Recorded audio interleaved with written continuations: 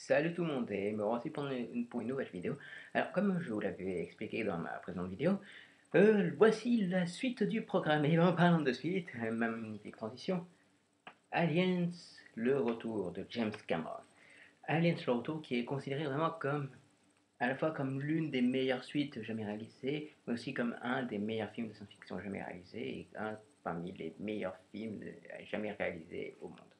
Bref, donc de quoi parle Aliens le retour? Aliens le retour, c'est pas très compliqué, donc c'est la suite de Alien qui a été réalisée par Ridley Scott.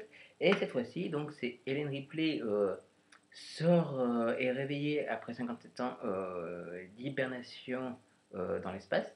Et donc elle va être renvoyée sur LV-86 étant donné que la colonie qui s'y est installée n'a pas donné de nouvelles depuis pas mal de temps. Et donc elle va être accompagnée de Marines. Et là, elle va se rendre compte qu'elle ne va pas se battre contre un alien, mais contre toute une colonie d'aliens. Sans compter une grosse bitch baveuse et vraiment moche. Bref, ce Alien, c'est le retour.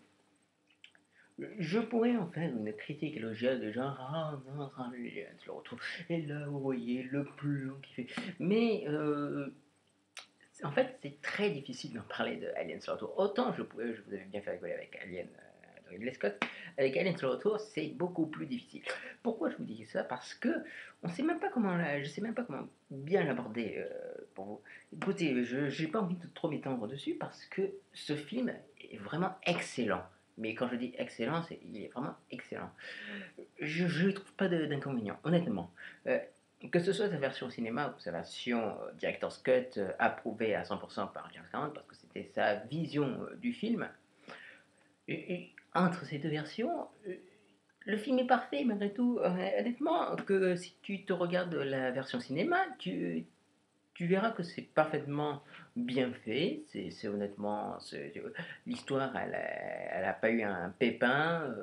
Il n'y a pas des ellipses scénaristiques. Non, honnêtement, tu regardes la version cinéma, tu, tu dis qu'il n'y a pas de défaut. Tu regardes la version Director's Cut, tu te rends compte que, évidemment, James Cameron s'intéresse, enfin, se faufile dans l'histoire et donc elle nous fait intéresser sur les relations entre les personnages. Quelques petites scènes sont rajoutées juste pour montrer vraiment des moments clés du film, enfin pour renforcer vraiment des moments clés du film. Et après, qu'est-ce que vous voulez que je vous dise d'autre? Je sais pas. Alors bon, évidemment, au niveau réalisation, ce film est vraiment une tuerie. C'est, ça commence vraiment un peu style un peu comme Alien, où c'est vraiment le vaisseau et puis il y a une mise en place ultra classique, base spatiale, voilà.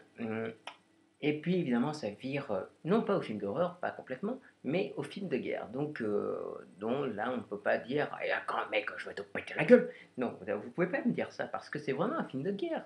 Écoutez, bon, c'est pas parce qu'il y a la présence de Marines que ça veut forcément dire film de guerre, mais il y a vraiment un côté film de guerre, quelque chose de très nerveux, de très genre les mecs qui sont badass et tout ça. Allez, on va niquer la gueule de ces enculés.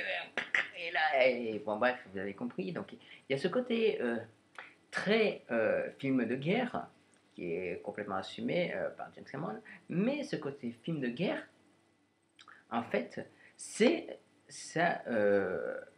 Ça devient de plus en plus un film d'horreur, mais un film d'horreur bis, mais un cinéma d'horreur bis mille fois mieux qu'un film d'horreur bis lambda, parce que honnêtement, euh, il y a la tension, ça fait peur, euh, tu es en totale sympathie avec les personnages du film, surtout avec Ellen Ripley, Newt, X et même Bishop.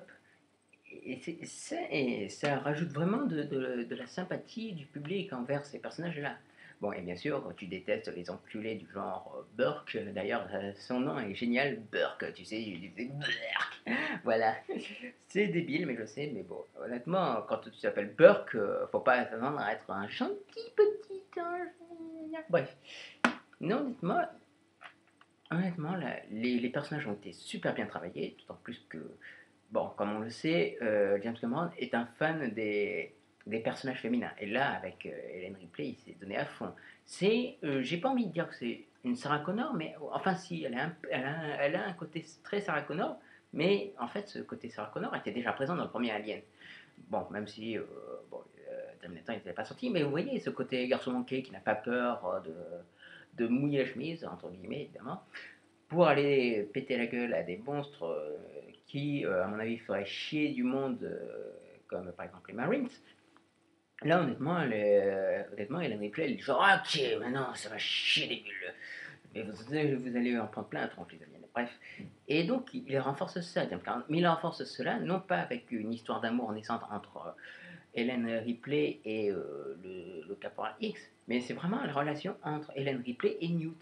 Et cette relation de mère-fille, honnêtement, ça crée encore plus un élan d'espérance, un élan de sympathie pour ces personnages-là. Et honnêtement, on sent vraiment que il y a vraiment une fusion. C'est vraiment une relation fusionnelle entre Hélène Ripley et Newt. Ça, c'est super bien fait. Et donc, ce qui donnera donc, le fameux moment vraiment génial où Hélène Ripley décide de s'armer d'un lance-flamme et d'un fusil d'assaut et tout ça qui part dans le nid alien et pour sauver Newt et pour en mettre une raclée à ces putains d'aliens. Et honnêtement, tu sens le truc, tu le sens. Tu sens que là, elle est prête à y aller. Elle est du genre, ah non, ça va chier là, Max, pour vous, bande enculé. Voilà, on ressent ça. Ensuite, qu'est-ce que vous voulez que je vous dise d'autre? Bon, la musique, honnêtement, elle est géniale. Je l'ai écoutée un peu. Il y a, donc, on retrouve du militaire, on retrouve du épique, on retrouve de l'horreur. Donc, non, honnêtement, James Horner fait vraiment un boulot excellent. Après, qu'est-ce que j'ai bah, niveau interprétation, donc là, comme tout le premier Alien, c'est vraiment servi par des acteurs excellents. Donc, bah, déjà Sigourney Weaver a complètement changé, est là, qui donne encore plus de dimension guerrière, mais en même temps, c'est une femme guerrière maternelle.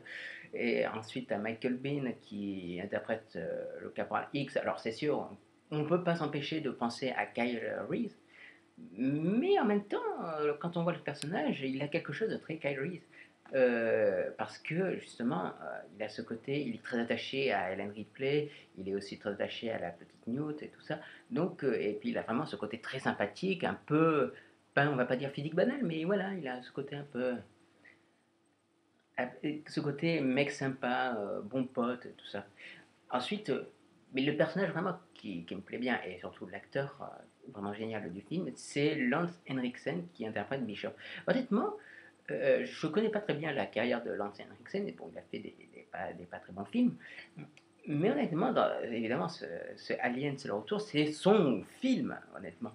Et il a un physique qui, honnêtement, quand tu le regardes, quand tu le regardes ou quand tu le re-regardes des plein de fois, tu étais là, tu dis putain, mais c'est quoi ce fusil, ce physique, et honnêtement, il fait presque flipper le mec. Et là, en plus, la façon que James Cameron a de le filmer à chaque fois qu'il se retourne, il est là. Oui, il y a un problème. Tu vois, t'as l'impression qu'il est prêt à sortir un couteau et à te le planter dans plein cœur. Oui, non, contrairement à Michael Fassbender qui, lui, serait prêt à te le planter dans le temps. Là, il est là, il se regarde. Oui, il y a un problème. J'adore, honnêtement. Le mec, il a une tronche à te faire peur, mais en même temps, il joue avec ça, James Cameron. Donc voilà, pour moi, vraiment, Lance Henriksen, même si tous les autres acteurs du film sont vraiment excellents, euh, voilà, Lance Henriksen, il remporte la mise. Il a vraiment ce truc spécial, un peu flippant, mais aussi un peu drôle. Donc voilà.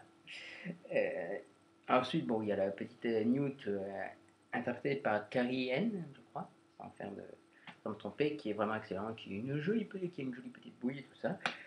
Non, honnêtement, écoutez, moi je vous conseille évidemment Alien sur Retour parce que c'est vraiment une des meilleures suites jamais réalisées.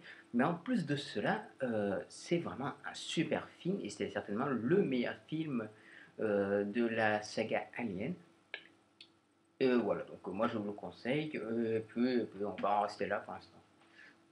Donc écoutez, moi je ne vais pas vous retarder plus longtemps que cela, d'autant plus que là on en est à 10 minutes de vidéo. Alors écoutez, moi je vous dis à une prochaine vidéo. D'ici là, portez-vous bien et à bientôt. Ciao ciao.